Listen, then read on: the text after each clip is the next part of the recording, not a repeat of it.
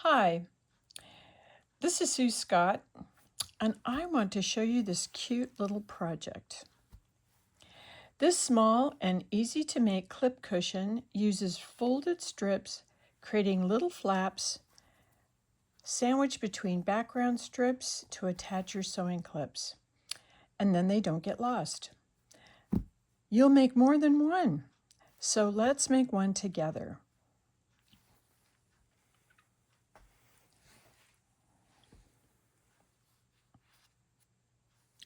This is not exactly a stash buster project, but you don't need much fabric to make one of these things. So let me show you what you need for cutting the fabric. You need one 5-inch square, which is going to be the back of your cushion.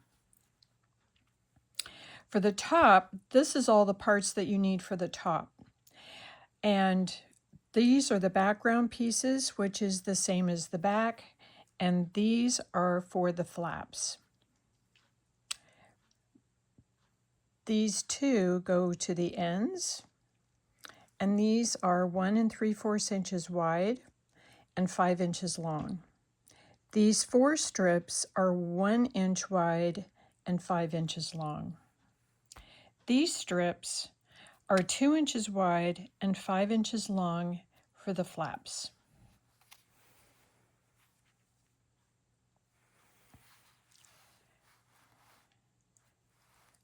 Let's work with the flaps first.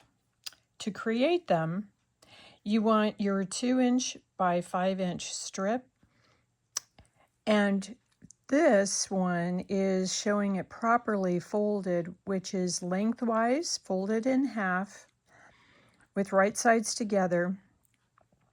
You're going to take it to the sewing machine and sew a line of stitching using a 1/2 inch seam allowance on each side. Trim the bulk away from the corners and turn it right side out and gently poke the corners out. I happen to have a corn dog stick and also one of those purple things, which works great. The next part is, the reason why I have a little pin in here is you're going to determine where the halfway mark is. So you're going to fold this in half and you're going to put a pin, because these are going to line up with the strips in the next step.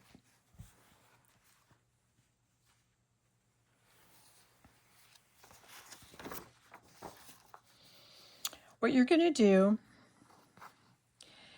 is you're going to align the center of each flap with the center of each strip. And I just keep my pin in there.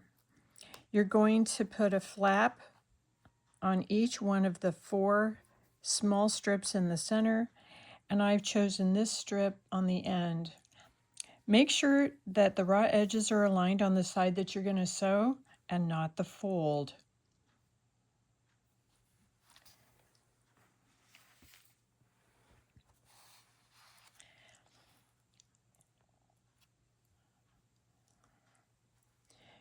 Here's all these strips and flaps sewn together. I used a 1/4 inch seam allowance, and I sewed the flap onto the strip where it's centered. For strength, I backstitched at the ends of each flap, because over time and use, sometimes these flaps might pull out. Now, once you sew all these bits together, now it's time to sew all the strips together.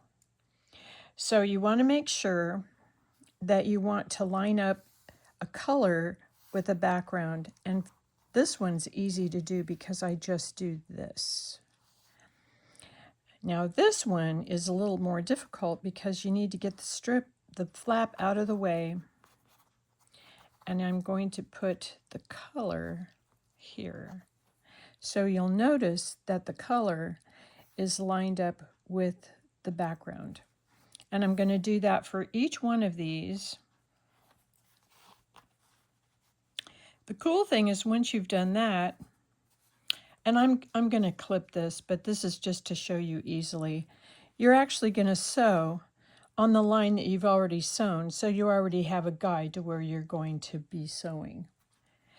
And then once you sew this set together, you're going to open all of them up and you're going to press them a little bit, and then you're going to sew all of these together, and you're going to come up with this wonderful single piece that has the flaps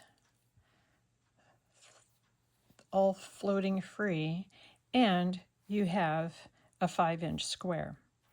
Once I've done that, I also sew just a single line of stitching just across to strengthen these strips that I've sewn, because when I sew them together with the back, I don't want these to get twisted.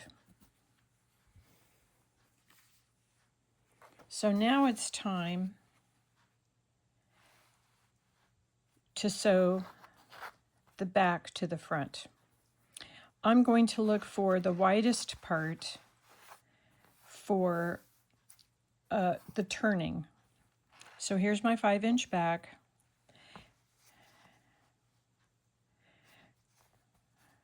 You're going to pin each corner,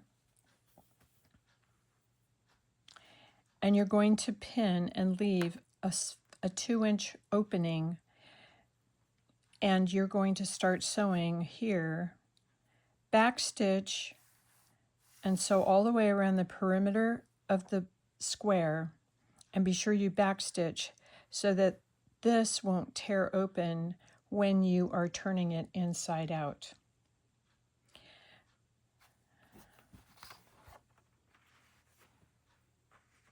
When you're done, you're going to end up with this great little kind of pillowy thing, and you're going to trim away the bulk of each corner so that it makes it turning it inside out easier.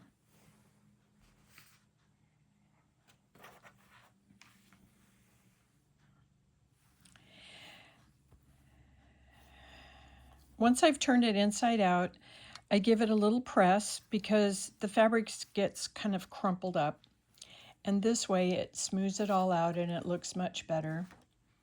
And then you open the hole, the opening, and you can poke out the corners so that they're more pointy. And once again, your corn dog stick or your thang might do a great job helping you do that. Now when you're done, you are ready to fill this with a whole cup of crushed walnut shells. I put this in a shallow container like a Jelly Roll pan or a large storage container, so that if any of these shells fall off, then I can just stick them back up and they're not everywhere. I happen to have a little funnel that I use for doing salt and pepper, and if you don't have one, a spoon works great.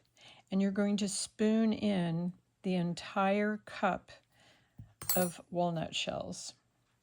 And when you're done,